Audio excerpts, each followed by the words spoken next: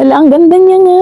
So, dahil nga trending na trending tong bag na to, kaya hindi ko na rin napigilan na umorder dahil nga ang ganda niya sa mga videos na nakikita ko dito sa TikTok shop. Kaya sana magustuhan ko. Ayan, so color black siya. Color black yung pinili ko. And then, ito na. Ah, OMG. Ayan siya. Ah. Ayan, so tingnan natin kasi may paano daw siya, may pa-string to. Ayan. Oh my God. Hala. Ang ganda niya pala talaga sa personal. Grabe. So legit nga talaga no, na pag Mosdom bags, ay nako, grabe talaga sa quality. Ayan, ang ganda niya. O, diba? Oh. Ayan, oh. Yan siya mga madam, oh. Ayan. Sabihin niya yung itsura niya, oh, ang ganda.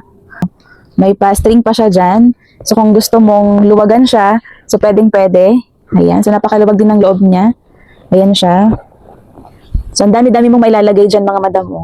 Tapos, napaka-soft ng kanyang leather. Ayan. Ang ganda. So, ayan. May paano pa siya dyan yung Mosdom. Ang ganda. So, kung gusto mga rin ito, mga madam, andyan lang yung link sa Yellow Basket. I love Mosdom bags. Ang ganda.